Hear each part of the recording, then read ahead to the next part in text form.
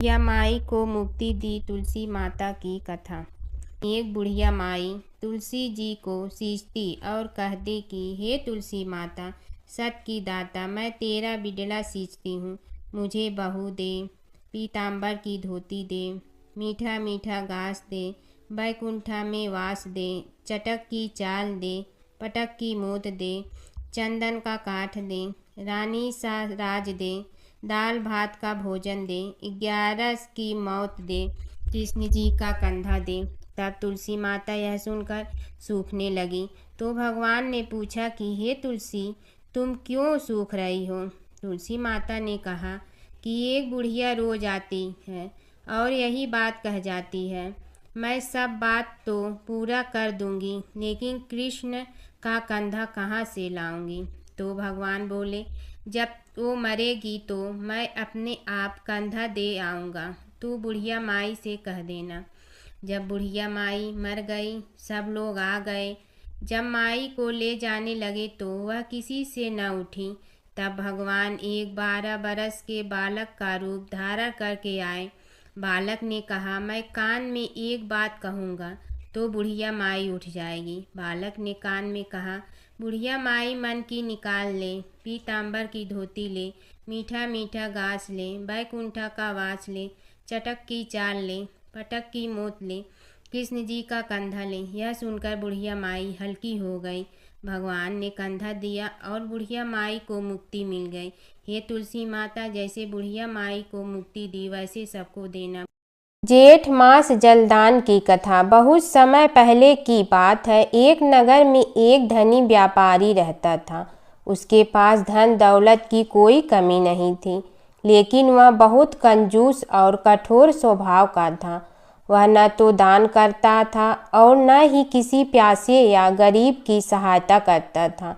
एक बार भीषण गर्मी का जेठ मास आया। सूर्य की तपन इतनी तेज थी कि लोग पानी के लिए तरस रहे थे। राहगीर दूर दूर तक पानी ढूंढते, लेकिन कहीं पानी मिलना कठिन हो गया था।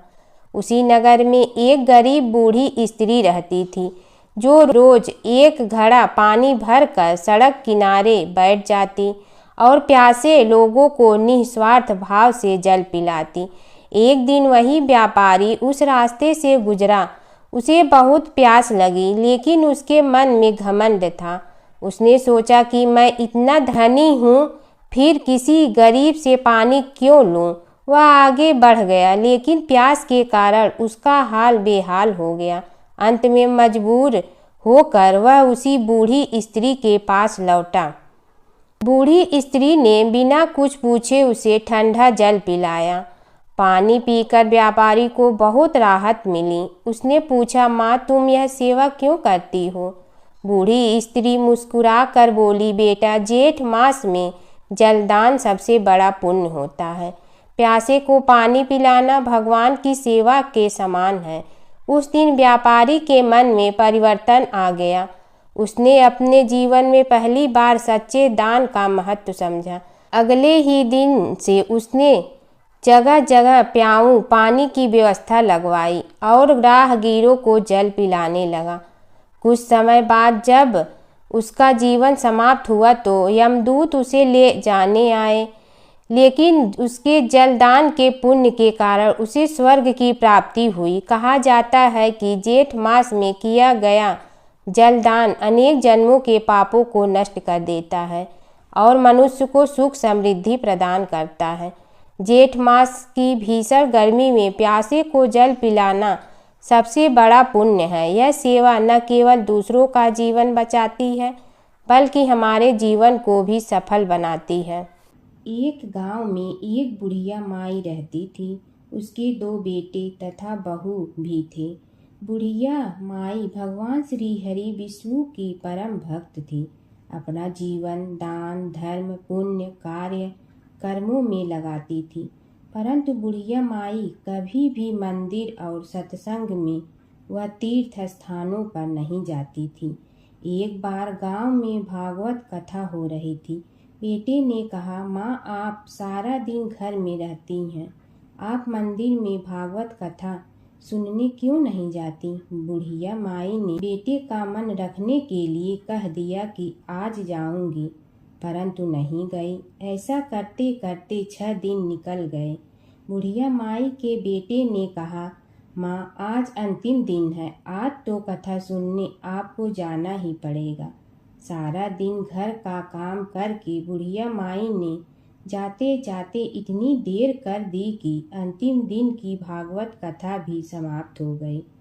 भगवान श्री हरि विष्णु सन्यासी का रूप धारण करके बुढ़िया माई के पास आए और बोले, बुढ़िया माई तुम कहाँ जा रही हो? बुढ़िया माई ने कहा, मैं भागवत कथा सुनने जा रही हूँ। तब सन्यासी रूपधारी भगवान श्री हरि विष्णु ने कहा, अब इतनी देर से क्यों जा रही हो? वहाँ तो अब कथा समाप्त हो गई है, अब वहाँ जाकर क्या करोगी? बुढ़िया माई ने कहा, अब घर से निकली हूँ तो जाकर ही रहूंगी। सब सन्यासी रूपधारी भगवान श्री हरि विष्णु ने कहा कि अब कथा समाप्त हो गई, भक्त लोग भी अपने अपने घर चले गए, अब तुम वहाँ से क्या लाओगी? तो बुढ़िया माई बोली, कुछ नहीं तो मैं वहाँ से एक ईंट ही उठा लाऊंगी। तो सन्यासी रूपधारी भगवान श्री हरि विष्णु बोले, तुम वहाँ से मिट्टी की ईंट लाओगी, उसके बदले में मैं तुम्हें एक सोने की ईंट देता हूँ।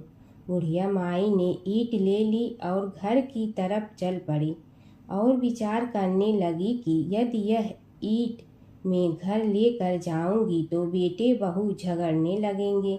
इसीलिए घर के आंगन में बाहर ही बुढ़िया माई ने वह ईंट जमीन में गाड़ दी। परंतु अब बुढ़िया माई का ध्यान उस ईंट पर ही रहने लगा। खाने पीने घर के काम करने में सदैव बुढ़िया माई अपना ध्यान सोने की ईंट पर ही लगाई रखती। बेटे बहू ने पूछा, माँ पूरे दिन घर के आंगन में क्या करती रहती हो? तो बुढ़िया माई ने कहा, मैं आने जाने वाले को देखती रहती हूँ। एक दिन बुढ़िया माई मर गई। यमराज के दूत बुढ़िया माई को लेने आए। बुढ़िया माई को लेकर धर्मराज जी के पास पहुँचे और धर्मराज जी को सारी बात बतलाई। धर्मराज जी ने बुढ़िया माई को कुतिया की योनि दे दी और कुतिया उसी पेड़ के नीचे बैठी रहती। बुढ़िया माई की बहू ने कहा, इस कुतिया को यहाँ से भगाओ, नहीं तो यह बच्चों को काट जाएगी। तो उसके बेटे ने उसकी पीठ पर एक लकड़ी मारी और बुढ़िया माई मर गई और को सर्प की योनि मिली। आंगन में सर्प को देखकर बेटे बहू ने किसी को काट नहीं जाए इसी डर से मार दिया। फिर बुढ़िया माई मरकर धर्मराज जी के पास पहुँची। बुढ़िया माई कीड़ी का रूप धारण करके उस आंगन में कीड़ी नगरा बना लिया। आंगन में कीड़ी नगरा हो गया। घर वाले बहुत परेशान हुए। घर वाले भोजन भी नहीं बना रहे थे और मन ही मन होने का स्मरण करने लगे। तब भगवान श्री हरि विष्णु सन्यासी का रूप धारण करके आए और बोले कि कुछ खाने को दे दो। तो घरवाले ने कहा, महाराज हमारे खाने को भी कुछ नहीं बनाया, क्योंकि हमारे घर में कीड़ी नगरा हो गया है, आप ही इसका कुछ उपाय बतलाइए। तब महाराज जी ने आंगन में खोदा और सोने की 28 निकाली और दोनों बेटों को दे दी और कहा, तुम्हारी माँ के नाम से दान पुण्य करना, धर्मशाला बनवाना, स्कूल बनवाना, प्याऊ लगवाना, गौशाला में गाय के चारे खाने की व्यवस्था करना। परंतु दोनों बेटे आपस में झगड़ने लगे कि तू दान कर, तू दान कर। किसी ने बुढ़िया माई के नाम से कोई दान नहीं किया और कीड़ी नगरा वहाँ उसी स्वरूप में स्थापित रहा। कुछ दिन बाद सन्यासी वापस आया और बुढ़िया माई के बेटों ने भगवान स्वरूपधारी सन्यासी महाराज से कहा कि हमारी घर की हालत वैसी की वैसी है, कीड़ी नगरा तो वैसे का वैसा ही है। तब साधु रूपधारी सन्यासी महाराज ने कहा, वह सोने के ईंट के टुकड़े लाओ और उन्हें बेचकर उनसे जो भी धन मिले उसे तुम्हारी माँ के नाम से दान पुण्य करो। इस कीड़ी नगरा पर शक्कर और आटा डालो। तुम ऐसा करोगे तो तुम्हारी माँ को मोक्ष प्राप्ति होगी। और उनके घर से कीड़ी नगरा चला गया। जो व्यक्ति प्रतिदिन सुबह प्रातः आटा और शक्कर कीड़ी नगरे पर डालता है, वह सदैव धनवान, पुत्रवान, संपन्न, सुख शांति से जीवन यापन करता है। उसके घर में कभी कोई कष्ट नहीं आता है। उसका जीवन सदा सर्वदा आनंद से व्यतीत होता है। उसके परिवारजन उसे अत्यधिक स्नेह प्रदान करते हैं। कीड़ी नगरा प्रतिदिन सींचने से जुड़ी नगरी की कहानी सुनने से, दान पुण्य व धर्म कार्यों में रुचि लगाने से जीवन उत्तम हो जाता है। और जमुना की कहानी। प्राचीन समय में एक गांव था जिसमें दो बहनें रहा करती थी। एक बहन का नाम गंगा था तो दूसरी बहन का नाम जमुना था। एक बार दोनों बहनें एक साहूकार के खेत से गुजर रही थी तो जमुना ने 13 दाने जौ के तोड़ लिए, जिसे देख गंगा बोली कि तुझे तो ग्रहण लग गया, तूने चोरी की है। इस पर जमुना बोली कि अब मेरा ग्रहण कैसे धुलेगा। गंगा ने कहा कि तुझे 12 साल तक साहूकार के यहाँ नौकरी करनी पड़ेगी, तभी तेरा पाप धुलेगा और ग्रहण से मुक्ति मिलेगी। जमुना साहूकार के यहाँ नौकरी के लिए जाती है और अपने लिए काम मांगती है। साहूकार उसे काम पर रख लेता है, लेकिन काम करने से पहले जमुना उसे कहती है कि मैं सारे काम करूंगी लेकिन 4 काम नहीं करूंगी। जूठे बर्तन नहीं मांजूंगी, झाड़ू नहीं लगाऊंगी, बिस्तर नहीं बिछाऊंगी और दिया नहीं जलाऊंगी। 12 साल के बाद कुंभ का मेला लगा तो साहूकारनी भी कुंभ नहाने जाने लगी। जमुना ने उसे जाते देख कहा कि कुंभ के मेले में मेरी बहन गंगा मिलेगी तो उसे यह सोने का टक्का दे देना, इससे वह अपने हाथों में सुंदर चूड़ियां पहन लेगी। साहूकारनी ने कुंभ के मेले में गंगा को वह सोने का टका दे दिया। गंगा ने उनसे वह टका लेते हुए कहा कि मेरी बहन को कहना कि उसके 12 वर्ष पूरे हो गए हैं, अब वह वहां वापिस आ जा। साहूकार व साहूकारनी वापिस घर आए तब जमुना मटके में पानी भर रही थी। दोनों जमुना से बोले कि हमने सोने का वह टका तेरी बहन गंगा को दे दिया था और उसने कहा है कि तेरे 12 वर्ष पूरे हो गए हैं, इसलिए अब तुम वापिस जाओ। यह समाचार सुनते ही जमुना सहस्त्र धारा में बदल गई और बहने लगी। जमुना जी का यह रूप देखकर साहूकार और साहूकारनी परेशान हो गई थी। हमारे घर में जमुना माता ने काम किया, हमें तो अब ग्रहण लग गया है, हम यह ग्रहण कैसे उतारेंगे। जमुना भागकर गंगा माता के पास चली गई। गंगा ने जमुना से पूछा कि तुम साहूकारनी से कुछ कहकर आई हो या ऐसे ही बिना बताए आ गई। तब जमुना बोली कि मैं तो कुछ भी बताकर नहीं आई हूँ। गंगा ने कहा कि जा उन्हें धीरज दे आ, नहीं तो उन्हें जीवन भर असंतोष ही रहेगा। गंगा के कहने पर जमुना माता ने साहूकारनी को सपने में दर्शन दिए और कहा कि तुम दोनों उल्टे माथे क्यों पड़े हो, जाओ उठकर खाओ पियो। तब दोनों बोले कि हम कैसे उठें, हमें तो ग्रहण लगा है, क्योंकि हमने उल्टे सीधे और पता नहीं कितने नीच कार्य आपसे कराए हैं। तब जमुना जी बोली कि तुम्हें ग्रहण नहीं लगा है, ग्रहण तो मुझे लगा था कि मैंने तुम्हारे खेत से 13 दाने जौ के चुराए थे।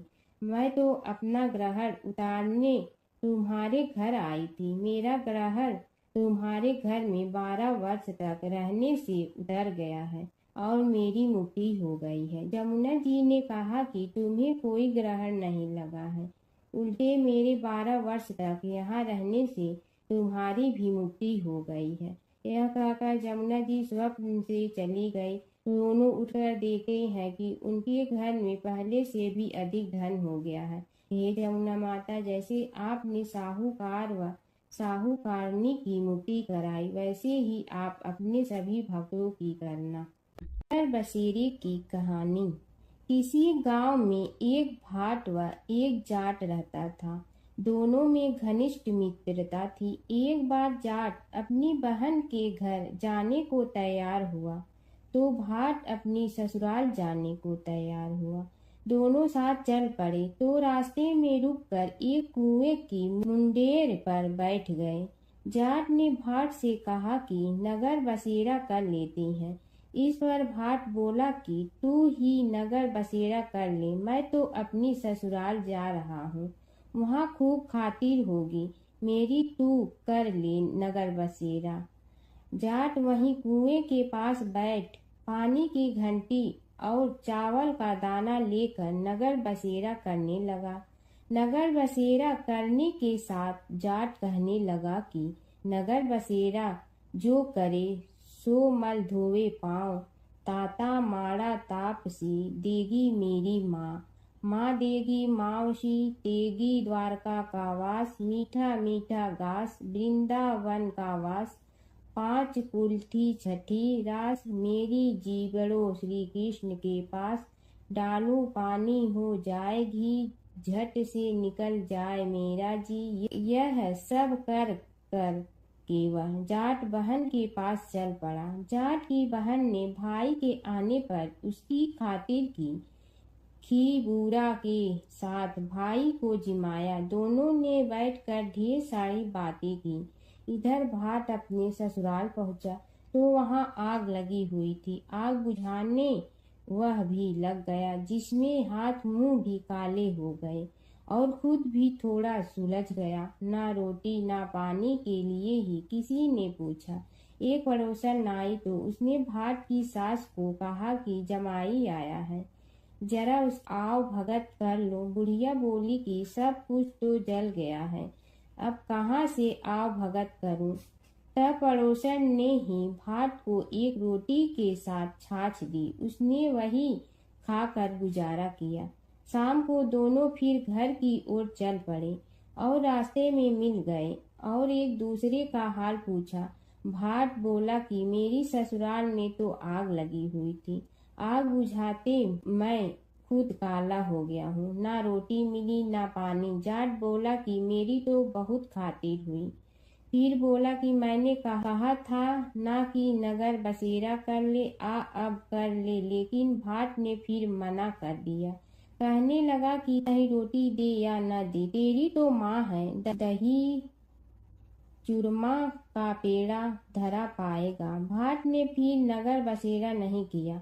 जाट ने कर लिया नगर बसेरा जो करे सो मल धोवे पाँव, ताता माड़ा तापसी देगी मेरी माँ, माँ देगी मावशी देगी द्वारका का वास, मीठा मीठा घास वृंदावन का वास, पाँच कुल्ठी छठी रास मेरा जीवड़ो श्री कृष्ण के पास, डालू पानी हो जाए घी झट से निकल जाए मेरा जी। करके वह चल पड़ा। घर पहुँचते ही जाट की मावशी ने बहुत लाड प्यार किया। उधर भाट घर गया तो उसकी भैंस खो गई थी। बाप एक लाठी रखे तो दूसरी उठाए और कहने लगा कि ससुराल गया तो आग लगा दी, अब यहाँ आया तो भैंस खो दी। बाप ने कहा कि पहले भैंस लेकर आ, तभी रोटी पानी मिलेगा। सारा दिन भाट भैंस ढूंढता रहा, लेकिन उसे भैंस नहीं मिली। जाट और भाट की मुलाकात फिर से बाजार में हो गई। जाट ने भाट के हाल चाल पूछे तो भाट बोला कि आते ही भैंस खो गई, बस उसी दिन से भैंस ढूंढ रहा हूँ। रोटियां का तो पूछो ही मत। जाट ने कहा कि मैंने तो पहले ही कहा था कि नगर बसेरा कर ले। जाट की बात सुनकर भाट बोला कि तेरे नगर बसेरे में इतनी ताकत है तो चल अब कर लेते हैं। दोनों ने बैठकर नगर बसेरा किया। नगर बसेरा जो करे सो मल धोवे पाँव, ताता माड़ा तापसी देगी मेरी माँ, माँ देगी मावशी देगी द्वारका का वास, मीठा मीठा घास वृंदावन का वास, पाँच कुल्ठी छठी रास मेरा जीवड़ो श्री कृष्ण के पास, डालू पानी हो जाए घी झट से निकल जाए मेरा जी। दोनों के नगर बसेरा करने पर भाट जैसे ही आगे बढ़ा तो उसकी खोई भैंस मिल गई, जिसे लेकर घर पहुंचा। घर पहुंचते ही माँ ने कहा कि लड़के को आते ही घर से निकाल दिया, सारे दिन से ये भूखा प्यासा भटक रहा है। यह कहकर उसकी माँ ने उसको खूब खिलाया पिलाया। इस घटना के बाद सारे नगर में ढिंढोरा पिटवा गया कि तब कोई अपने पीहर या सास से आते जाते नगर बसेरा करें। जैसे भाट को नगर बसेरा करने का फल मिला, वैसे ही हर किसी को मिलेगी है। माता सीता की कथा। यह कहानी सीता माता कहती थी और श्री राम इसे सुना करते थे। एक दिन श्री राम भगवान को किसी काम के लिए बाहर जाना पड़ा, तो सीता माता कहने लगी कि भगवान, मेरा तो 12 वर्ष का नित्य नियम है। अब आप बाहर जाएंगे तो मैं अपनी कहानी किसे सुनाऊंगी। श्री राम ने कहा कि तुम कुएं की पाल पर जाकर बैठ जाना और वहां जो औरतें पानी भरने आएंगी उन्हें अपनी कहानी सुना देना। सीता माता कुएं की पाल पर जाकर बैठ जाती हैं। एक स्त्री आई, उसने रेशम की जड़ी की साड़ी पहन रखी थी और सोने का घड़ा ले रखा था। सीता माता उसे देख कहती हैं कि बहन, मेरा 12 वर्ष का नित्य सुन लो। पर वह स्त्री बोली कि मैं तुम्हारा नित्य सुनूंगी तो मुझे घर जाने में देरी हो जाएगी और मेरी सास मुझसे लड़ेंगी। उसने कहानी नहीं सुनी और चली गई। उसकी रेशम जड़ी की साड़ी फट गई, सोने का घड़ा मिट्टी के घड़े में बदल गया। सास ने देखा तो पूछा कि ये किसका दोष अपने सिर लेकर आ गई है। बहू ने कहा कि कुएं पर एक औरत बैठी थी, उसने कहानी सुनने के लिए कहा, लेकिन मैंने सुनी नहीं, जिसका यह फल मिला है। बहू की बात सुनकर अगले दिन वही साड़ी और घड़ा लेकर सास कुएं की पाल पर गई। सास को वहीं माता सीता बैठी मिली, तो माता सीता ने कहा कि बहन, मेरी कहानी सुन लीजिए। सास बोली कि एक बार छोड़, मैं तो 4 बार कहानी सुन लूंगी। राम आए, लक्ष्मण आए, देश के पुजारी आए, नित नेम का नेम लाए, आओ राम बैठो राम। तपी रसोई जियो राम, माखन मिश्री खाओ राम। दूध बतासा पियो राम, सूत के पलका मोठो राम। साल दुसाला पोठो राम, साल दुसाला ओढ़ो राम। जब बोलो जब राम ही राम, राम संवारे सबके काम। खाली घर भंडार भरेंगे, सबका बेड़ा पार करेंगे। श्री राम जय राम जय जय राम। सास बोली कि बहन, कहानी तो बहुत अच्छी लगी। कहानी सुनकर सास घर चली गई और उसकी साड़ी फिर से रेशम जड़ी की बन गई। मिट्टी का घड़ा फिर सोने के घड़े में बदल गया। बहू कहने लगी, सासू माँ, आपने ये सब कैसे किया। सास ने कहा कि बहू, तू दोष लगा के आई थी और मैं अब दोष उतार कर आ रही हूँ। बहू ने फिर पूछा कि वह कुएं वाली स्त्री कौन है। सास बोली कि वे सीता माता थीं। वे पुराने से नया कर देती हैं, खाली घर में भंडार भर देती हैं। वह लक्ष्मी जी का वास घर में कर देती हैं। आदमी की जो भी इच्छा हो उसे पूरा कर देती हैं। बहू बोली कि ऐसी कहानी मुझे भी सुना दो। सास बोली कि ठीक है, तुम भी सुनो। और सास ने कहानी शुरू की। राम आए, लक्ष्मण आए, देश के पुजारी आए, नित नेम का नेम लाए, आओ राम बैठो राम। तपी रसोई जियो राम, माखन मिश्री खाओ राम। दूध बतासा पियो राम, सूत के पलका मोठो राम। साल दुसाला पोठो राम, साल दुसाला ओढ़ो राम। जब बोलो जब राम ही राम, राम संवारे सबके काम। खाली घर भंडार भरेंगे, सबका बेड़ा पार करें। श्री राम जय जय राम। कहानी सुनकर बहू बोली कि कहानी तो बहुत अच्छी है। सास ने कहा कि ठीक है, इस कहानी को रोज कहा करेंगे।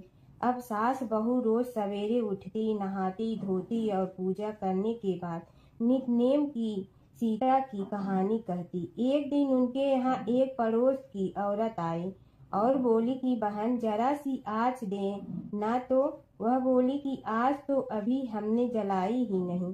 पड़ोसन ने कहा कि तुम सुबह 4 बजे से उठकर क्या कर रही हो। फिर उन्होंने कहा कि सुबह उठकर हम पूजा करते हैं, फिर सीता माता की नित्य-नेम की कहानी कहते हैं। पड़ोसन ने उसकी बात सुनकर फिर कहा कि सीता माता की कहानी कहने से तुम्हें क्या मिलता है। वे बोली कि इनकी कहानी कहने से घर में भंडार भर जाते हैं, सारे काम सिद्ध होते हैं, मन की इच्छा भी पूरी हो जाती है। पड़ोसन कहती है कि बहन, ऐसी कहानी तो मुझे भी सुना दो। फिर वह बोली कि ठीक है, तुम भी यह कहानी सुन लो। राम आए लक्ष्मण आए, देश के पुजारी आए, नित नेम का नेम लाए, आओ राम बैठो राम। सारी कहानी सुनने के बाद पड़ोसन कहने लगी, बहन कहानी तो मुझे बहुत अच्छी लगी। अब वह पड़ोसन भी नित नेम सीता माता की कहानी कहने लगी। कहानी कहने से सीता माता ने पड़ोसन के भी भंडार भर दिए। अब तो पूरे मोहल्ले में नित नेम की कथा चल पड़ी। हर किसी की मनोकामना पूरी होने लगी। हे सीता माता, जैसे आपने उनके भंडार भरे, वैसे ही आप हमारे भी भंडार भरना, सबकी भरना, कहानी सुनने वाले के भी और कहानी कहने वाले के भी। प्राचीन काल की बात है। नैमिषारण्य क्षेत्र में ऋषि, महर्षि और साधु संतों का समाज जुड़ा था। उसमें श्री सूत जी भी विद्यमान थे। शौनक जी ने उनकी सेवा में उपस्थित होकर निवेदन किया कि हे अज्ञान रूप घोर तिमिर को नष्ट करने में करोड़ों सूर्यों के समान प्रकाशमान श्री सूत जी हमारे कानों के लिए अमृत के समान जीवन प्रदान करने वाले कथा तत्व का वर्णन कीजिए। हे सूत जी, हमारे हृदयों में ज्ञान के प्रकाश की वृद्धि तथा भक्ति, वैराग्य और विवेक की उत्पत्ति जिस कथा से हो सकती हो, वह हमारे प्रति कहने की कृपा कीजिए। शौनक जी की जिज्ञासा से सूत जी बड़े प्रसन्न हुए। पुरातन इतिहासों के स्मरण से उनका शरीर पुलकायमान हो रहा था। वे कुछ देर उसी स्थिति में विराजमान रहकर कुछ विचार करते रहे और अंत में बोले, शौनक जी, इस विषय में आपके चित्त में बड़ी जिज्ञासा है। आप धन्य हैं जो सदैव ज्ञान की प्राप्ति में तत्पर रहते हुए विभिन्न पुराण कथाओं की जिज्ञासा रखते हैं। आज मैं आपको ज्ञान के परम स्रोत रूप श्री गणेश जी का जन्म कर्म रूप चरित्र सुनाऊंगा। गणेश जी से ही सभी ज्ञानों, सभी विद्याओं का उद्भव हुआ है। अब आप सावधान चित्त से विराजमान हो। श्री गणेश जी के ध्यान और नमस्कार पूर्वक उनका चरित्र श्रवण करें। नमस्तस्मै गणेशाय ब्रह्मा विद्या प्रदायिनी यनागस्त्यसमः साक्षात विघ्न सागर सोसड़े। कैसे हैं वे श्री गणेश जो सभी प्रकार की ब्रह्म विद्याओं को प्रदान करने वाले अर्थात ब्रह्मा के सगुण और निर्गुण स्वरूप पर प्रकाश डालने और जीव ब्रह्मा का अभेद प्रतिपादन करने वाली विद्याओं के दाता हैं। वे विघ्नों के समुद्रों को महर्षि अगस्त्य के समान शोषण करने में समर्थ हैं। इसलिए उनका नाम विघ्न सागर शोषक के नाम से प्रसिद्ध है। मैं उन भगवान श्री गणेश जी को नमस्कार करता हूँ। प्रथम पूजा के अधिकारी श्री गणेश जी। यह कहकर सूत जी कुछ समय के लिए मौन हो गए और फिर बोले, शौनक जी, भगवान गणेश जी ही सर्वप्रथम पूजा प्राप्ति के अधिकारी हैं। किसी भी देवता की पूजा करो, पहले उनकी पूजा करो। शौनक जी ने निवेदन किया, हे भगवान, हे सूत, सर्वप्रथम यह बताने की कृपा कीजिए कि गणेश जी को प्रथम पूजा का अधिकार किस प्रकार प्राप्त हुआ। इस विषय में मेरी बुद्धि मोह को प्राप्त हो रही है कि सृष्टि रचयिता ब्रह्मा जी, पालन करता भगवान नारायण और संहार करता शिव जी में से किसी को प्रथम पूजा का अधिकारी क्यों नहीं माना गया। यह त्रिदेव ही तो सबसे बड़ा देवता माने जाते हैं। सूत जी ने कहा, शौनक जी, यह भी एक रहस्य ही है। देखो, अधिकार मांगने से नहीं मिलता, इसके लिए योग्यता होनी चाहिए। संसार में अनेकों देवी देवताएं पूजे जाते हैं। पहले जो जिसका इष्ट देव होता है वह उसी की पूजा किया करता है। इससे बड़े देवताओं के महत्व में कमी आने की आशंका उत्पन्न हो गई। इस कारण देवताओं में परस्पर विवाद होने लगा। वे उसका निर्णय प्राप्त करने के लिए शिव जी के पास पहुँचे और प्रणाम करके पूछने लगे, प्रभु, हम सब में प्रथम पूजा का अधिकारी कौन है? शिव जी सोचने लगे कि किसे प्रथम पूजा का अधिकारी माने। तभी उन्हें एक युक्ति सूझी। बोले, देवगण, इसका निपटारा बातों से नहीं तथ्यों से होगा। इसके लिए एक प्रतियोगिता रखनी होगी, शिव की परिक्रमा करने की प्रतियोगिता। देवगण उनका मुख देखने लगे, शंकित हृदय से सोचने लगे कि कैसी प्रतियोगिता रहेगी। यह शिव जी ने उनके मन के भाव ताड़ लिए, इसलिए सांत्वना भरे शब्दों में बोले, घबराओ मत, कोई कठिन परीक्षा नहीं ली जाएगी। बस इतना ही कि सभी अपने अपने वाहनों पर चढ़कर संसार की परिक्रमा करो और फिर यहाँ लौट आओ। जो पहले लौटेगा वही सर्वप्रथम पूजा का अधिकारी होगा। अब क्या देर थी, सभी अपने अपने वाहन पर चढ़कर दौड़ पड़े। किसी का वाहन गजराज था तो किसी का सिंह, किसी का भैंसा तो किसी का मृग, किसी का हंस तो किसी का उल्लू, किसी का अश्व तो किसी का श्वान। अभिप्राय यह है कि वाहनों को विविधता के दर्शन उस समय जितने भले प्रकार से हो सकते थे उतने अन्य समय में नहीं। सबसे गया बीता वाहन गणेश जी का था मूषक, उससे चूहा भी कहते हैं। ऐसे वाहन के बल भरोसे इस प्रतियोगिता में सफल होना तो क्या, सम्मिलित होना भी हास्यास्पद है। गणेश जी ने सोचा, छोड़ो, क्या होगा प्रतियोगिता में भाग लेने से, हम तो यहाँ बैठे रह कर ही तमाशा देखेंगे। वे बहुत देर तक विचार करते रहे। अंत में उन्हें एक युक्ति सूझी। शिव जी स्वयं ही जगदाता हैं, यह संसार उन्हीं का प्रतिबिंब है, तब क्यों न इन्हीं की परिक्रमा कर ली जाए। इनकी परिक्रमा करने से ही संसार की परिक्रमा हो जाएगी। ऐसा निश्चय कर उन्होंने मूषक पर चढ़कर शिव जी की परिक्रमा की और उनके समक्ष जा पहुँचे।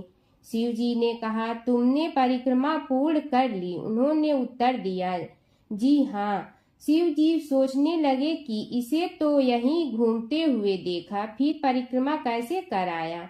देवताओं का परिक्रमा करके लौटना आरंभ हुआ और उन्होंने गणेश जी को वहां बैठे देखा तो माथा ठनक गया।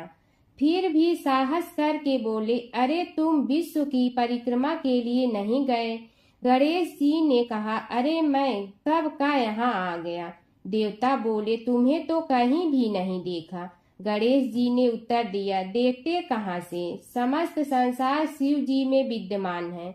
इनकी परिक्रमा करने से ही संसार की परिक्रमा पूर्ण हो गई। सूत जी बोले, शौनक, इस प्रकार गणेश जी ने अपनी बुद्धि के बल पर ही विजय प्राप्त कर ली। उनका कथन सत्य था, इसलिए कोई विरोध करता भी तो कैसे। बस उसी दिन से गणेश जी की प्रथम पूजा होने लगी। एक समय की बात है कि विष्णु भगवान का विवाह लक्ष्मी जी के साथ निश्चित हो गया। विवाह की तैयारी होने लगी। सभी देवताओं को निमंत्रण भेजे गए, परंतु गणेश जी को निमंत्रण नहीं दिया।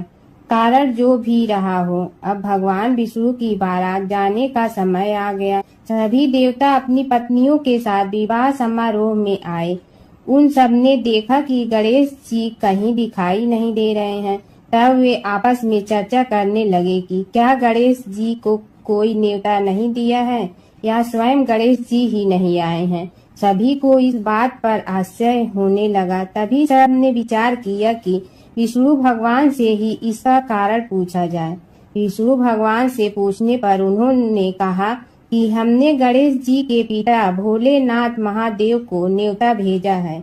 यदि गणेश जी अपने पिता के साथ आना चाहते हैं तो आ जाते, अलग से न्योता देने की कोई आवश्यकता भी नहीं थी। दूसरी बात यह है कि उनको 1.25 मन मूंग, 1.25 मन चावल, 1.25 मन घी और 1.25 मन लड्डू का भोजन दिन भर में चाहिए। यदि गणेश जी नहीं आएंगे तो कोई बात नहीं, दूसरे के घर जाकर इतना सारा खाना पीना अच्छा भी नहीं लगता। इतनी वार्ता कर ही रहे थे कि किसी एक ने सुझाव दिया, यदि गणेश जी आ भी जाए तो उनके द्वारपाल बनाकर बैठा देंगे कि आप घर की याद रखना। आप तो चूहे पर बैठकर धीरे धीरे चलोगे तो बारात से बहुत पीछे रह जाओगे। यह सुझाव भी सबको पसंद आ गया तो विष्णु भगवान ने भी अपनी सहमति दे दी। होना क्या था कि इतने में गणेश जी वहां आ पहुंचे और उन्हें समझा बुझा कर घर की रखवाली करने बैठा दिया गया।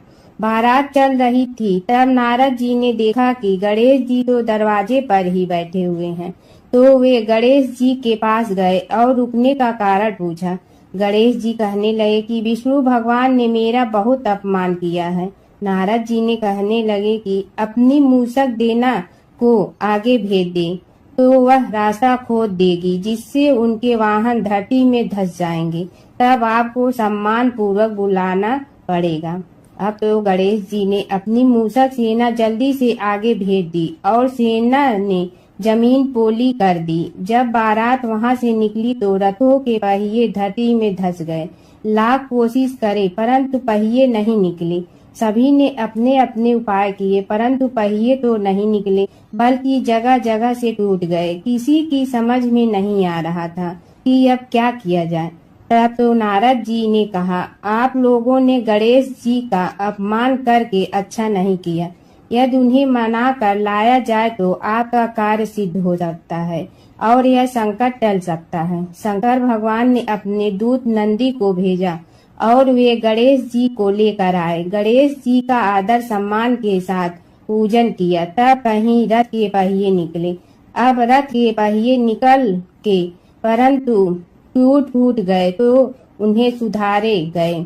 पास के खेत में खाती काम कर रहा था, उसे बुलाया गया। खाती अपना कार्य करने के पहले श्री गणेशाय नमः कहकर गणेश जी की वंदना मन ही मन करने लगा। देखते ही देखते खाती ने सभी पहियों को ठीक कर दिया। तब खाती कहने लगा कि हे देवताओं, आपने सर्वप्रथम गणेश जी को नहीं मनाया होगा और न ही उनकी पूजन की होगी, इसीलिए तो आपके साथ यह संकट आया है। हम तो मूर्ख अज्ञानी हैं, फिर भी पहले गणेश जी को पूजते हैं, उनका ध्यान करते हैं। आप लोग तो देवतागण हैं, फिर भी आप गणेश जी को कैसे भूल गए। अब आप लोग भगवान श्री गणेश जी की जय बोल कर जाएं तो आपके सब काम बन जाएंगे और संकट कट जाएंगे। ऐसा कहते हुए बारात वहां से चल दी और विष्णु भगवान को लक्ष्मी जी के साथ विवाह संपन्न करा के सभी सकुशल घर लौट आए। हे गणेश जी महाराज, आपने विष्णु को जैसे कारज सारियो ऐसे कारज सबको सिद्ध कर जो। बोलो गजानन भगवान की जय। जी बोले, हे शौनक जी, यह एक तथ्य है कि गणेश जी ही उसके पात्र हैं। वे बड़े देवता का भी कार्य सिद्धि में विघ्न उपस्थित होने पर उन विघ्न राज का आश्रय न लिया हो। हे शौनक, वे देव भी बड़े दयालु हैं। नाम तो शिव जी का ही आशुतोष है, किंतु वे सर्वात्मा और सर्वरक्षक प्रभु तो शिव जी की अपेक्षा भी शीघ्र ही प्रकट हो जाते हैं। उनका भक्त कभी किसी संकट में नहीं पड़ता। यदि प्रारब्ध वशात कभी किसी विपत्ति में पड़ भी जाता है तो गणेश्वर की उपासना करने पर उनके अनुग्रह से उनके समस्त दुख दूर होकर परम सुख की प्राप्ति होती है। शौनक ने कहा, हे सूत जी, हे महाभाग, हे प्रभु, मैं गणेश जी के विभिन्न चरित्रों का अध्ययन करना चाहता हूँ, तो मुझे बताइए कि किस ग्रंथ का अवलोकन करूं। हे दयामय, आपको तो उनके समस्त चरित्र विदित है कि यदि आप ही उन्हें सुनाने की कृपा करें तो मेरा अत्यधिक उपकार होगा। सूत जी बोले, हे शौनक भगवान, गणेश्वर के इतने चरित्र हैं कि उन सब का कथन इस जीवा से संभव नहीं, क्योंकि प्रभु अनंत, प्रभु चरित अनंता वाली बात समस्त विद्वान ऋषि मुनि कहते हैं। फिर भी गणेश जी प्रथम पूजा के अधिकारी होने के कारण समस्त देव चरित्रों में जुड़े हुए हैं, इसलिए उनका प्रभाव भी सर्वाधिक व्यापक है। हे मुने, हे शौनक, वे भगवान सर्व समर्थ हैं, वे सभी का तिरस्कार करने में समर्थ हैं, किंतु उनका तिरस्कार कोई भी नहीं कर सकता। यह त्रिलोक्य उन्हीं भगवान के संकेत पर नित्य करता है, इसकी समस्त क्रियाएं उन्हीं की इच्छा पर आश्रित हैं। हे शौनक भगवान गणेश्वर स्वयं कहते हैं, शिवे विष्णु च शक्तौ च सूर्ये मयि निराधिप यो भेद बुद्धि योगः स सम्य योगो मतो मम।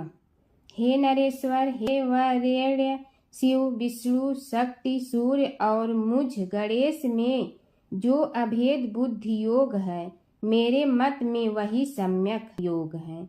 इससे यह भी सिद्ध है कि समस्त देवता उन्हीं के स्वरूप हैं, वे ही भगवान विभिन्न कार्य रूपों के अनुसार अपना भिन्न भिन्न नाम रखते हैं। हे मुनि श्रेष्ठ, उन सब देवताओं के चरित्र भी उन्हीं गणराज के चरित्र हैं। यद्यपि सब चरित्र एक ही ग्रंथ में मिलने में संभव नहीं है, फिर भी गणेश्वर के अनेकों प्रमुख चरित्रों का वर्णन गणेश पुराण में हुआ है। राजा सोमकांत का वृतांत कथन। शौनक जी ने पूछा, हे प्रभु, गणेश पुराण का आरंभ किस प्रकार हुआ, यह मुझे बताने की कृपा करे। इस पर सूत जी ने कहने लगे, हे शौनक, यद्यपि गणेश पुराण है तो बहुत प्राचीन, क्योंकि भगवान गणेश्वर तो आदि हैं। न जाने कब से गणेश जी अपने उपासकों पर कृपा करते चले आ रहे हैं। उनके अनंत चरित्र हैं, जिनका संग्रह एक महापुराण का रूप ले सकता है। उसे एक बार भगवान नारायण ने नारद जी को और भगवान ने शंकर और जगन जननी पार्वती जी को सुनाया था। बाद में वही पुराण संक्षेप रूप में ब्रह्मा जी ने महर्षि वेद व्यास को सुनाया और फिर व्यास जी ने महर्षि भृगु को सुनाया। भृगु ने कृपा करके सौराष्ट्र के एक राजा सोमकांत को सुनाया था। तब से वह पुराण अनेक कथाओं में विस्तृत होता रहा और अनेक कथाओं से रहित होता हुआ अनेक रूप में प्रचलित है। शौनक जी ने पूछा, भगवान, आप यह बताने का कष्ट करें कि राजा सोमकांत कौन था, उसने महर्षि से गणेश पुराण का श्रवण कहाँ किया था, उस पुराण के श्रवण से उसे क्या क्या उपलब्धियां हुई। हे नाथ, मुझे श्री गणेश्वर की कथा के प्रति उत्कंठा बढ़ती ही जा रही है। सूत जी बोले, हे शौनक, सौराष्ट्र के देवनगर नाम की एक प्रसिद्ध राजधानी थी। वहाँ का राजा सोमकांत था। वह अपनी प्रजा का पुत्र के समान पालन करता था। वह वेद ज्ञान संपन्न, शस्त्र विद्या में पारंगत एवं प्रबल प्रतापी राजा, समस्त राजाओं में मान्य तथा अत्यंत वैभवशाली था। उसका ऐश्वर्य कुबेर के भी ऐश्वर्य को लज्जित करता था। उसने अपने पराक्रम से अनेकों देश जीत लिए थे। उसकी पत्नी अत्यंत रूपवती, गुणवती, धर्माज्ञा एवं पतिव्रत धर्म का पालन करने वाली थी। वह सदैव अपने प्राणनाथ की सेवा में लगी रहती थी। उसका नाम सुधर्मा था। जैसे वह प्रतिव्रता थी, वैसे ही राजा भी एक पत्नी व्रता का पालन करने लगा। उसके हेमकांत नामक एक सुंदर पुत्र था। वह भी सभी विद्याओं का ज्ञाता और अस्त्र शस्त्रादि के अभ्यास में निपुण हो गया था। यह सभी श्रेष्ठ लक्षणों से संपन्न, सद्गुणी एवं प्रजा जनों के हितों का अत्यंत पोषक था। इस प्रकार राजा सोमकांत स्त्री, पुत्र, पशु, वाहन, राज्य एवं प्रतिष्ठा आदि से सब प्रकार सुखी था। उससे दुख तो था ही नहीं। सभी राजागण उसका हार्दिक सम्मान करते थे तथा उसकी श्रेष्ठ कीर्ति भी संसार व्यापी थी। परंतु युवा अवस्था के अंत में सोमकांत को घृणित कोष्ठ रोग हो गया। उसके अनेक उपचार किए गए किंतु कोई लाभ नहीं हुआ। रोग शीघ्रता से बढ़ने लगा और उसके कीड़े पड़ गए। जब रोग की अधिक वृद्धि होने लगी और उसका कोई उपाय न हो सका तो राजा ने मंत्रियों को बुलाकर कहा, सुब्रतो, जाने किस कारण यह रोग मुझे पीड़ित कर रहा है। अवश्य ही यह किसी पूर्व जन्म के पाप का फल होगा। इसलिए मैं अब अपना समस्त राजपाट छोड़कर वन में रहूंगा। मेरे पुत्र हेमकांत को मेरे समान मानकर राज्य शासन का धर्म पूर्वक संचालन कराते रहें। यह कहकर राजा ने शुभ दिन दिखवाकर अपने पुत्र हेमकांत को राज्य पद पर अभिषेक किया और अपनी पत्नी सुधर्मा के साथ निर्जन वन की ओर चल दिया। प्रजापालक राजा के वियोग में समस्त प्रजाजन अश्रु बहाते हुए उनके साथ चले गए। राज्य की सीमा पर पहुंचकर राजा ने अपने पुत्र अमात्यगण और प्रजाजनों को समझाया, आप सब लोग धर्म के जानने वाले श्रेष्ठ आचरण में तत्पर एवं सहृदय हैं। यह संसार तो वैसे भी परिवर्तनशील है। जो आज है वह कल नहीं था और आने वाले कल में भी नहीं रहेगा। इसलिए मेरे जाने से दुख का कोई कारण नहीं है। मेरे स्थान पर मेरा पुत्र सभी कार्यों को करेगा। इसलिए आप सब उसके अनुशासन में रहते हुए उसे सदैव सम्मान करते रहें। फिर पुत्र से कहा, बेटा, यह स्थिति सभी के समझ आती रही है। हमारे पूर्व पुरुष भी परंपरागत रूप से वृद्धावस्था आने पर वन में जाते रहे हैं। मैं कुछ समय पहले ही वन में जा रहा हूँ तो कुछ पहले या पीछे जाने में कोई अंतर नहीं पड़ता। यदि कुछ वर्ष बाद जाऊं तब भी मोह का त्याग करना ही होगा। इसलिए हे वत्स, तुम दुखित मत हो और मेरी आज्ञा मानकर राज्य शासन को ठीक प्रकार चलाओ। ध्यान रखना, क्षत्रिय धर्म का कभी त्याग न करना और प्रजा को सदा सुखी रखना। इस प्रकार राजा सोमकांत ने सभी को समझा बुझाकर वहां से वापस लौट आया और स्वयं अपनी पतिव्रता भार्या के साथ वन में प्रवेश किया। पुत्र हेमकांत के आग्रह से उसने सुबल और ज्ञान गम्य नामक 2 आत्माओं को भी साथ ले लिया। उन सब ने एक समतल एवं सुंदर स्थान देखकर वहां विश्राम किया। तभी उन्हें एक मुनि कुमार दिखाई दिया। राजा ने उससे पूछा, तुम कौन हो, कहाँ रहते हो? यदि उचित समझो तो मुझे बताओ। मुनि बालक ने कोमल बाड़ी में कहा, मैं महर्षि भृगु का पुत्र हूँ। मेरा नाम च्यवन है। हमारा आश्रम निकट में ही है। अब आप भी अपना परिचय दीजिए। राजा ने कहा, मुनि कुमार, आपका परिचय पाकर मुझे बड़ी प्रसन्नता हुई। मैं सौराष्ट्र के देवनगर नामक राज्य का अधिपति रहा हूँ। अब अपने पुत्र को राज्य देकर मैंने अरण्य की शरण ली है।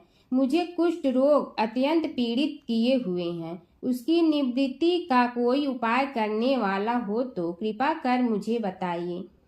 मुनि कुमार ने कहा, मैं अपने पिताजी से अपना वृत्तांत कहता हूँ, फिर वे जैसा कहेंगे आपको बताऊंगा। यह कहकर मुनि बालक चला गया और कुछ देर में ही आकर बोला, राजन, मैंने आपका वृत्तांत अपने पिताजी को बताया। उनकी आज्ञा हुई है कि आप सब मेरे साथ आश्रम में चलकर उनसे भेंट करें, तभी आपके रोग के विषय में भी विचार किया जाएगा। राजा सोमकांत के पूर्व जन्म का वृत्तांत भृगु द्वारा वर्णन।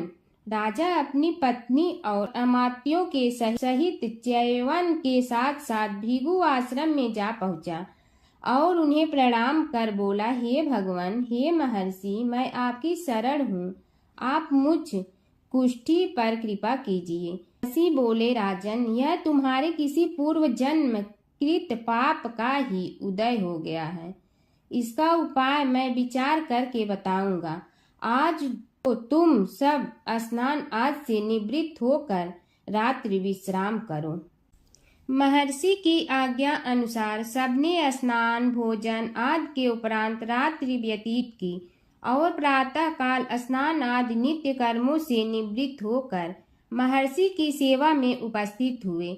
महर्षि ने कहा, राजन, मैंने तुम्हारे पूर्व जन्म का वृत्तांत जान लिया हूँ और यह भी विदित कर लिया है कि किस पाप के फल से तुम्हें इस रोग की प्राप्ति हुई है। यदि तुम चाहो तो उसे सुना दूं। राजा ने हाथ जोड़कर निवेदन किया, बड़ी कृपा होगी मुनिनाथ, मैं उसे सुनने के लिए उत्कंठित हूँ। महर्षि ने कहा, तुम पूर्व जन्म में एक धनवान वैश्य के लाडले पुत्र थे। वह वैश्य विंध्याचल के निकट कौलहार नामक ग्राम में निवास करता था। उसकी पत्नी का नाम सुलोचना था।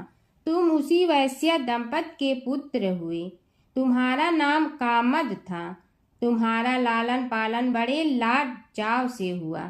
उन्होंने तुम्हारा विवाह एक अत्यंत सुंदरी वैश्य कन्या से कर दिया था, जिसका नाम कुटुम्बिनी था। यद्यप तुम्हारी भार्या सुशीला थी और तुम्हें सदैव धर्म में निरत देखना चाहती थी, किंतु तुम्हारा स्वभाव वासनांध होने के कारण दिन प्रतिदिन उज्जवल होता जा रहा था।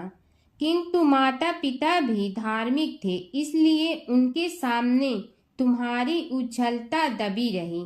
परंतु माता पिता की मृत्यु के बाद तुम निरंकुश हो गए और अपनी पत्नी की बात भी नहीं मानते थे।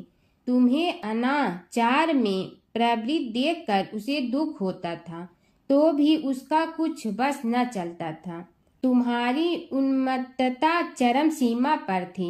अपनों से भी द्वेष और क्रूरता का व्यवहार किया करते थे। हत्या आदि कराते थे। तुम्हारे लिए सामान्य बात हो गई। पीड़ित व्यक्तियों ने तुम्हारे विरुद्ध राजा से पुकार की। अभियोग चला और तुम्हें राज्य की सीमा से भी बाहर चले जाने का आदेश हुआ। तब तुम घर छोड़कर किसी निर्जन वन में रहने लगे। उस समय तुम्हारा कार्य लोगों को लूटना और हत्या करना ही रह गया।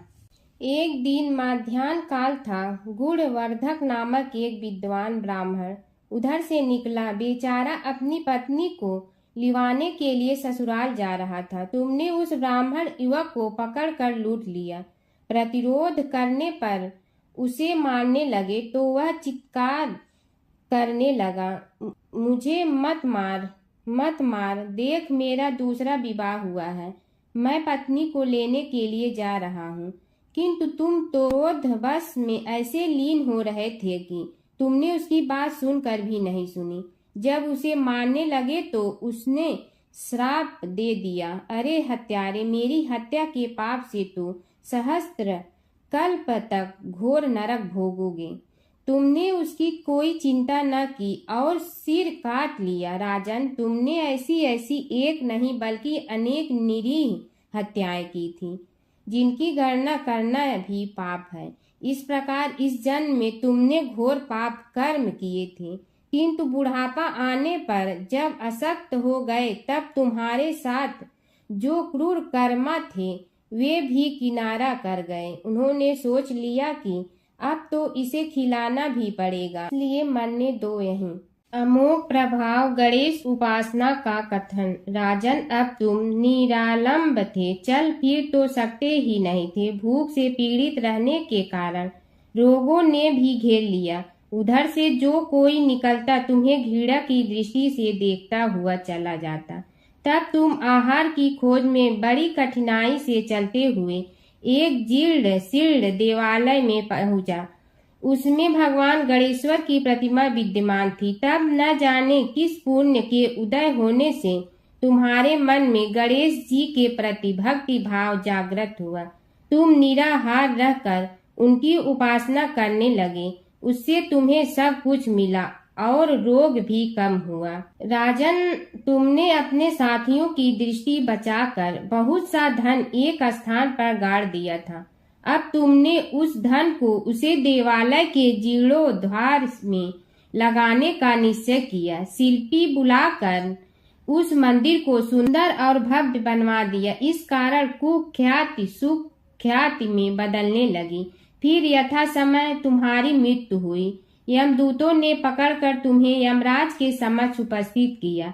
यमराज तुमसे बोले, जीव, तुमने पाप और पुण्य दोनों ही किए हैं और दोनों का ही भोग तुम्हें भोगना है, किंतु पहले पाप का फल भोगना चाहते हो पुण्य का। इसके उत्तर में तुमने प्रथम अपने पुण्य कर्मों के भोग की इच्छा प्रकट की और इसीलिए उन्होंने तुम्हें राजकुल में जन्म लेने के लिए भेज दिया। पूर्व जन्म में तुमने भगवान गणाध्यक्ष का सुंदर एवं भव्य मंदिर बनवाया था, इसलिए तुम्हें सुंदर देह की प्राप्ति हुई।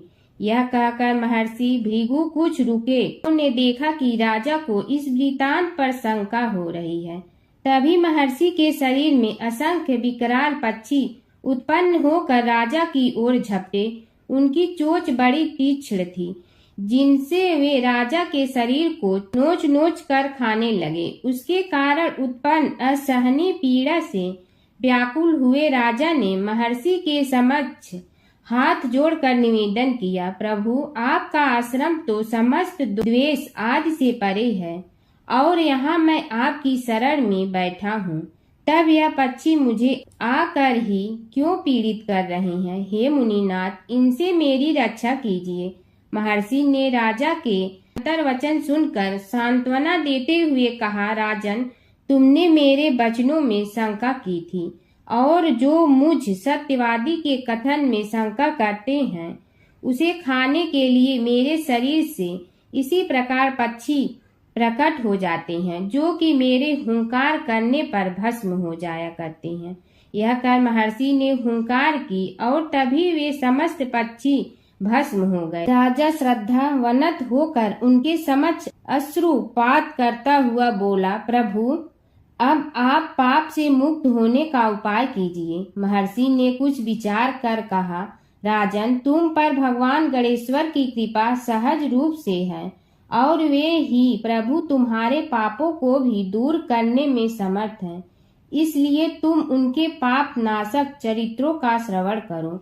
गणेश पुराण में उनके चरित्रों का भले प्रकार वर्णन हुआ है, अतएव तुम श्रद्धा भक्ति पूर्वक उसी को सुनने में चित्त लगाओ। राजा ने प्रार्थना की, महामुनि, मैंने गणेश पुराण का नाम भी आज तक नहीं सुना, तो उनके सुनने का सौभाग्य कैसे प्राप्त कर सकूंगा? हे नाथ, आपसे अधिक ज्ञानी और प्रकांड विद्वान और कौन हो सकता है? आप ही मुझ पर कृपा कीजिए। महर्षि ने राजा की दीनता देखकर उसके शरीर पर अपने कमंडल का मंत्रपूत जल छिड़का। तभी राजा को एक छींक आई और नासिका से एक अत्यंत छोटा काले वर्ण का पुरुष बाहर निकल आया। देखते देखते वह बढ़ गया।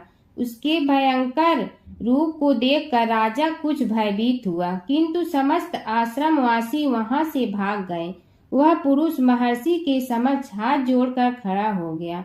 उन्हें उसकी ओर देखा और कुछ उच्च स्वर में बोले, तू कौन है, क्या चाहता है? वह बोला, मैं साक्षात पाप हूँ, समस्त पापियों के शरीर में मेरा निवास है। आपके मंत्रपूत जल के स्पर्श से मुझे विवश होकर राजा के शरीर से बाहर निकलना पड़ा है। अब मुझे बड़ी भूख लगी है, बताइए क्या खाऊं और कहाँ रहूं? महर्षि बोले, तू उस आम के अवकाश स्थान में निवास कर और उसी वृक्ष के पत्ते खाकर जीवन निर्वाह कर। यह सुनते ही वह पुरुष आम के वृक्ष के पास पहुंचा, किंतु उसके स्पर्श मात्र से वह वृक्ष जलकर भस्म हो गया। फिर जब पाप पुरुष को रहने के लिए कोई स्थान दिखाई न दिया तो वह भी अंतर्हित हो गया। प्राचीन काल की बात है। एक नगर में धर्मपाल नाम का एक निर्धन किंतु अत्यंत धर्मनिष्ठ व्यक्ति रहता था। वह न तो अधिक पूजा पाठ जानता था और न ही उसके पास धन था, परंतु उसके हृदय में भगवान विष्णु के प्रति अपार श्रद्धा थी। प्रतिदिन प्रातः स्नान कर भगवान विष्णु का स्मरण करता और तुलसी दल अर्पित करता। तब भी वह हरि नाम का जाप करता रहता। एक दिन किसी कारणवश वह पूजा न कर सका। मन में ग्लानि हुई और रात को उसने भगवान विष्णु से क्षमा याचना की उसी रात उसे स्वप्न में विष्णु ने दर्शन दिए और कहा, हे भक्त, जो भी व्यक्ति श्रद्धा से मेरा स्मरण करता है मैं उसके सभी पाप हर लेता हूँ। भक्ति में विधि नहीं भाव प्रधान होता है। कुछ समय बाद धर्मपाल के जीवन की सभी कठिनाइयाँ दूर हो गई। उसके घर में सुख शांति और समृद्धि आ गई। अंत समय में उसे वैकुंठ लोक की प्राप्ति हुई। विष्णु भगवान की कथा। एक नगर में एक सेठ व एक सेठानी रहते थे और सेठानी रोज विष्णु भगवान की पूजा करती थी। सेठ को उसका पूजा करना बिल्कुल अच्छा नहीं लगता था। इसी वजह से एक दिन सेठ ने सेठानी को घर से निकाल दिया। घर से निकलने पर वह जंगल की ओर गई तो देखा 4 आदमी मिट्टी खोदने का काम कर रहे थे। उसने कहा कि मुझे नौकरी पर रख लो। उन्होंने उसे रख लिया, लेकिन मिट्टी खोदने से सेठानी के हाथों में छाले पड़ गए और उसके बाल भी उड़ गए। वह आदमी कहते हैं कि बहन, लगता है तुम किसी अच्छे घर की महिला हो। तुम्हें काम करने की आदत नहीं है। तुम एक काम रहने दो और हमारे घर का काम कर लिया करो। वह चारों आदमी उसे अपने साथ घर ले गए और वह 4 मुट्ठी अनाज लाते और सभी बांट कर खा लेते। एक दिन सेठानी ने कहा कि कल से 8 मुट्ठी अनाज लाना। अगले दिन वह 8 मुट्ठी अनाज लाए और सेठानी पड़ोसन से आग मांग लाई। उसने भोजन बनाया, विष्णु भगवान को भोग लगाया, फिर सभी को खाने को दिया। सारे भाई बोले कि बहन, आज तो भोजन बहुत स्वादिष्ट बना है। सेठानी ने कहा कि भगवान का जूठा है तो स्वाद तो होगा ही। सेठानी के जाने के बाद सेठ भूखा रहने लगा और आस पड़ोस के सारे लोग कहने लगे कि ये तो सेठानी के भाग्य से खाता था। एक दिन सेठ अपनी सेठानी को ढूंढने चल पड़ा। उसने ढूंढते हुए वह भी उस जंगल में पहुंच गया जहां वह चारों आदमी मिट्टी खोद रहे थे। सेठ ने उन्हें देखा तो कहा कि भाई, मुझे भी काम पर रख लो। उन आदमियों ने उसे काम पर रख लिया, लेकिन मिट्टी खोदने से उसके भी हाथों में छाले पड़ गए और बाल उड़ने लगे। उसकी यह हालत देख चारों बोले कि तुम्हें काम की आदत नहीं है, तुम हमारे साथ चलो और हमारे घर में रह लो। सेठ उन चारों आदमियों के साथ उनके घर चला गया और जाते ही उसने सेठानी को पहचान लिया, लेकिन सेठानी घूंघट में थी तो सेठ को देख नहीं पाई। सेठानी ने सभी के लिए भोजन तैयार किया और हर रोज की भांति विष्णु भगवान को भोग लगाया। उसने उन चारों भाइयों को भोजन परोस दिया, लेकिन जैसे ही वह सेठ को भोजन देने लगी तो विष्णु भगवान ने उसका हाथ पकड़ लिया। भाई बोले कि बहन, ये तुम क्या कर रही हो?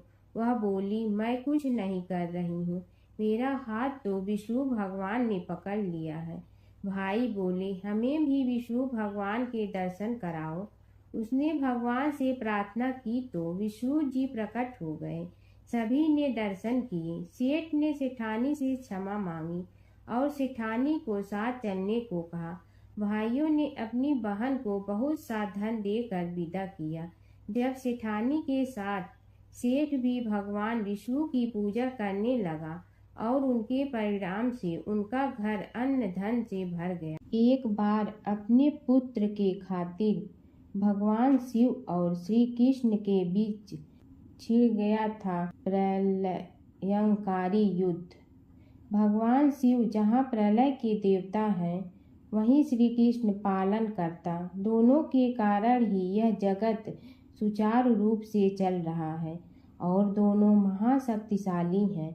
लेकिन कभी आपने सोचा है कि अगर कभी दोनों में युद्ध हुआ तो उसका इस संसार पर क्या असर पड़ेगा और दोनों में से विजयी कौन होगा?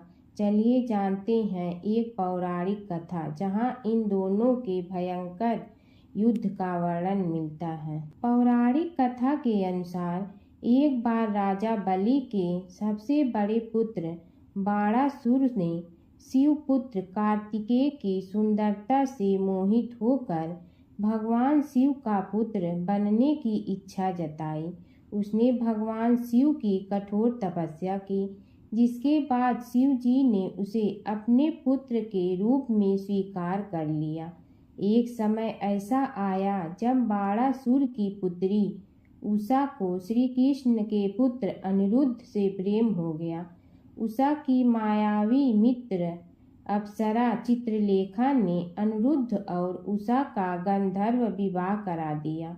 जब बाणासुर को यह बात पता चली तो उसने अनिरुद्ध का अपहरण कर उसे अपना बंदी बना लिया। फिर क्या था, श्री कृष्ण ने अपनी पूरी सेना के साथ बाणासुर की नगरी पर धावा बोल दिया। श्री कृष्ण और बाणासुर का युद्ध। बाणासुर श्री कृष्ण की नारायणी सेना से अकेले नहीं लड़ सकता था, इसलिए उसने भगवान शिव से मदद मांगी। अब युद्ध में श्री कृष्ण की नारायणी सेना के विरुद्ध बाणासुर की सेना के साथ भगवान शिव और कुमार कार्तिकेय भी लड़ रहे थे। युद्ध इतना भयानक था कि एक पल को लगा कि भगवान शंकर ने अग्निशस्त्र से गरुड़ पर सवार श्री कृष्ण, बलराम और प्रद्युम्न मारे गए, लेकिन उसी समय श्री कृष्ण ने वरुणास्त्र का प्रयोग कर महादेव के अग्नेस्त्र को शांत कर दिया। फिर शिव जी के अस्त्रों के जवाब में श्री कृष्ण ने वैष्णवास्त्र का प्रयोग किया, जिससे संपूर्ण जगत अंधकार में डूब गया। गुस्से में भगवान शंकर ने 4 पंखा वाला बाण अपने हाथ में ले लिया तो श्री कृष्ण ने जीभरास्त्र उठाया।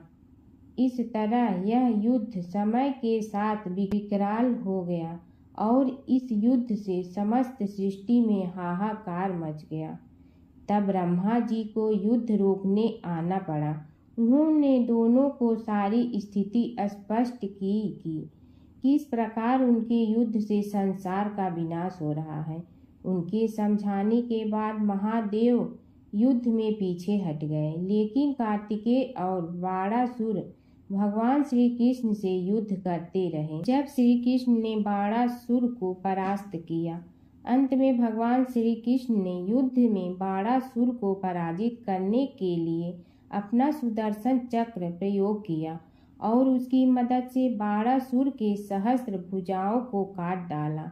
जैसे ही श्री कृष्ण अपने चक्र से उसका वध करने लगे, कार्तिकेय के साथ महादेव वहां फिर से पहुंच गए, लेकिन इस बार उन्होंने युद्ध करने के बजाय श्री कृष्ण से बाणासुर को माफ करने का अनुरोध किया। भगवान शिव ने श्री कृष्ण से कहा कि मैंने इसे अभय दान दिया है, इसलिए अगर आप इसका वध कर देंगे तो मेरा वचन झूठा पड़ जाएगा। शिव जी के ऐसा कहने पर श्री कृष्ण ने बाणासुर को क्षमा कर दिया और अनिरुद्ध, उषा सहित अपनी पूरी सेना लेकर वहां से चल दिए। बाणासुर को आज भी अजर अमर माना जाता है और बाद में भगवान शिव के उसे अपने गढ़ों में शामिल कर लिया। हर व्रत कथा के साथ पढ़ी और सुनी जाने वाली लपसी तपसी की यह कहानी। एक लपसी था, एक तपसी था। तपसी हमेशा भगवान की तपस्या में लीन रहता था। लपसी रोजाना 1.25 सेर की लपसी बनाकर भगवान का भोग लगाकर जीम लेता था। एक दिन दोनों लड़ने लगे। तपसी बोला, मैं रोज़ भगवान की तपस्या करता हूँ, इसलिए मैं बड़ा हूँ। लपसी बोला, मैं रोज़ भगवान को 1.25 सेर लपसी का भोग लगाता हूँ, इसलिए मैं बड़ा हूँ। नारद जी वहाँ से गुजर रहे थे। दोनों को लड़ता देखकर उनसे पूछा कि तुम क्यों लड़ रहे हो। तपसी ने खुद के बड़ा होने का कारण बताया और लपसी ने अपना कारण बताया। नारद जी बोले, तुम्हारा फैसला मैं करूँगा। दूसरे दिन लपसी और तपसी नहाकर अपनी रोज की भक्ति करने आए तो नारद जी ने छुपकर 1.25 करोड़ की एक अंगूठी उन दोनों के आगे रख दी। तपसी की नज़र उस अंगूठी पर पड़ी जो उसने चुपचाप अंगूठी उठाकर अपने नीचे दबा ली।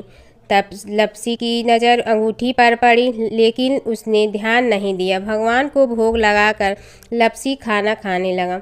नारद जी सामने आए तो दोनों ने पूछा कि कौन बड़ा, तो नारद जी ने लपसी से खड़ा होने को कहा। वो खड़ा हुआ तो उसने नीचे दबी अंगूठी दिखाई पड़ी। नारद जी ने लपसी से कहा, तपस्या करने के बाद भी तुम्हारी चोरी करने की आदत नहीं गई, इसलिए लपसी बड़ा है और तुम्हें तुम्हारी तपस्या का कोई फल भी नहीं मिलेगा। तपसी शर्मिंदा होकर माफ़ी मांगने लगा। उसने नारद जी से पूछा, मुझे मेरी तपस्या का फल कैसे मिलेगा? नारद जी ने कहा, यदि कोई गाय और कुत्ते की रोटी नहीं बनाएगा तो फल तुम्हें मिलेगा। यदि कोई ब्राह्मण को भोजन करवा कर दक्षिणा नहीं देगा तो फल तुम्हें मिलेगा। यदि कोई साड़ी के साथ ब्लाउज नहीं देगा तो फल तुझे मिलेगा। यदि कोई दिए से दिया जलाएगा तो फल तुम्हें मिलेगा। यदि कोई सारी कहानी सुने लेकिन तुम्हारी कहानी नहीं सुने तो फल तुझे मिलेगा। उसी दिन से हर व्रत कथा कहानी के साथ लपसी तपसी की कहानी भी सुनी और कही जाती है।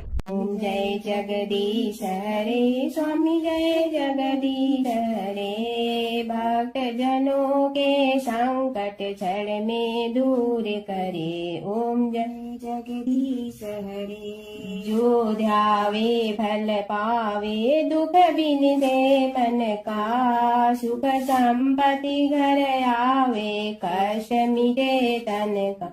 ओम जय जगदीश हरे, मात पिता तुम मेरे, शरण कहूँ किसकी, तुम विनय और न दूजा, आस करूँ जिसकी। ओम जय जगदीश हरे, तुम पूर्ण परमात्मा, तुम अंतर्यामी, पार ब्रह्म परमेश्वर, तुम सबके स्वामी। ओम जय जगदीश हरे, तुम बिंदा के सागर, तुम पालन करता, मैं मूरख कल काम, कृपा करो भरता। ओम जय जगदीश हरे, तुम हो ये कय गोचर, सबके प्राणपति, किस विधि मिलूं दया में, तुमको मैं कुमति। ओम जय जगदीश हरे, दीन बंधु दुख हरता, तुम रक्षक मेरे, अपने हाथ उठाओ, द्वार पड़ा तेरे। ओम जय जगदीश हरे, विषय विकार मिटा, पाप हरो देवा, श्रद्धा भक्ति बढ़ाओ, संतन की सेवा। ओम जय जगदीश हरे, तन मन धन सब तेरा, स्वामी सब कुछ है तेरा, तेरा तुझको अर्पण क्या लागे मेरा। ओम जय जगदीश हरे, जय जगदीश हरे, स्वामी जय जगदीश हरे, भक्त जनों के संकट क्षण में दूर करे। ओम जय जगदीश हरे, स्वामी जय जगदीश हरे।